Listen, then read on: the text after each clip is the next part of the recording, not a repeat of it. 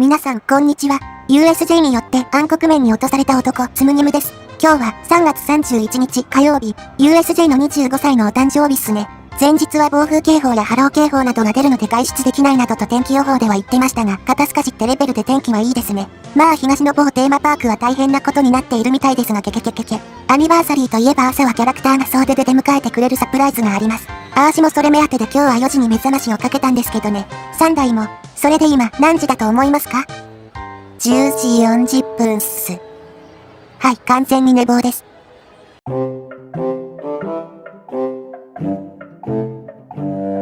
ということでキャラクターたちはとっくに引っ込んでて変な話もいつもの USJ と変わらない状態なわけです。なら来なくていいじゃんと思うでしょうがどっこい。実は今日になっていきなりある発表がありました。なんと本日から年間パスセンターに行ってバックトゥ2001ジオラマギャラリーが開催されるとのこと。どういうこと？簡単に言うと超久しぶりに USJ のジオラマが一般公開されます。何それって思う方もいるでしょうが、実は USJ 建設時に使われていた検討用モデルというのがあるんですね。パークを一度100分の1スケールで模型にしたわけです。それは当時一般公開もされましたが、その後はどこに消えたのやら、てっきり捨てられたかと思いましたが、なんとまた現存してたんすね。嘘、もう25年以上前に作った模型やぞ。それがこの度超久しぶりに公開されるらしいです。これ見に行かないとねってことでいやいや今日はやってきましたよ。ということで到着。入り口には飾り付けがされてますね。ニューヨークエリアの模型やハリドリの模型が写真に写ってます。では内部に潜入。はいどーん。あれ、ジオラマは？そうなんです。100分の1と言っても USJ を隅まで再現したジオラマは超巨大。さすがに全部は無理だったようです。オールのポケットには大きすぎらーってやつです。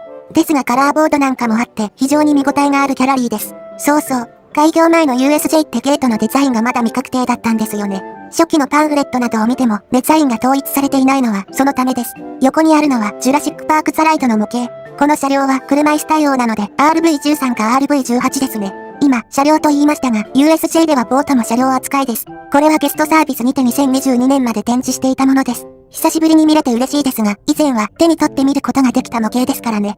ガラスケースにぶち込まれちゃってどこか寂しいです。模型は主にキャノピーの下、つまりロデオドライブゾーンのものが抜粋されて展示されています。非常に細部までこだわって作られていて持って帰りたいくらいです。プレゼント企画とかやらないかな。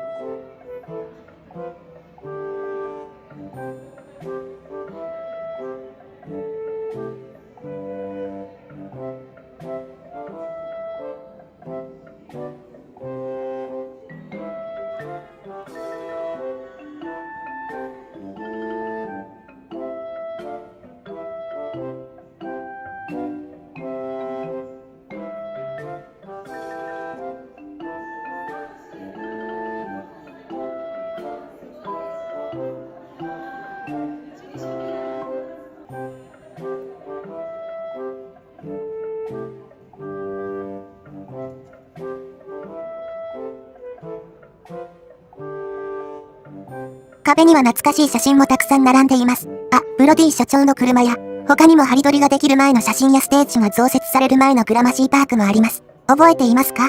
グラマシーパークには昔バス停のセットがあったんすよ。他にもスパイダーマンができる前のペンシルベニア駅の写真もあります。ザワイルドワイルドワイルドウエストスタントショーナッカとか本当に懐かしいっすね。これは当初発表された完成予想図。今と違って本来は沿岸にホテル群をすらりと建てる予定でした。長らく凍結されてましたが、リーベルホテルができてからまた動き始めましたね。スクリーンにもまた懐かしい映像が流れ、開業初期の USJ のパーク全景。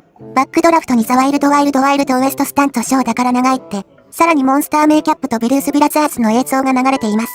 モンスターメイキャップなんて今の人誰も覚えてないやろな。この映像の中でブルース・ブラザーズだけが復活を遂げたのは感慨深いっす。とても素敵なギャラリーになっていて、期間限定にするには惜しいくらいです。ちなみにバックトゥ2001なんて歌っていますが、ここに展示されているものは1998年。つまり USJ が開業するより前に作られ、メディア向けに公開されたものになります。なんだ、2001年よりもっと貴重やんけ。私もこのジオラマの存在は当然当時の報道だとかを見て知っていましたが、まさか一部とはいえ現存していたとは。ただ当然これだけかよっていう気持ちもあります。しかしどうやらジオラマは他にも保管されているみたいなんですね。実際公式の発表ではニューヨークエリアだとかの写真も写っていましたし、ハリウッドドリームザライドの模型もありました。こちらのイベントは実はシーズンごとに内容を一新し、3回に分けて開催するらしいです。開催期間は次の通り。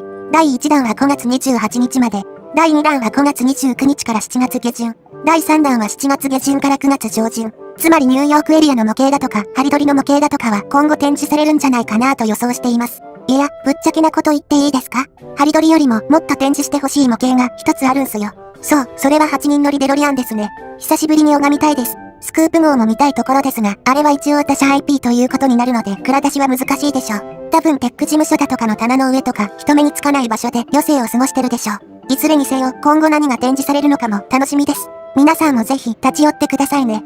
では、今回の動画はここまで。また次回にご期待ください。それでは、さよなら、さよなら、さよなら。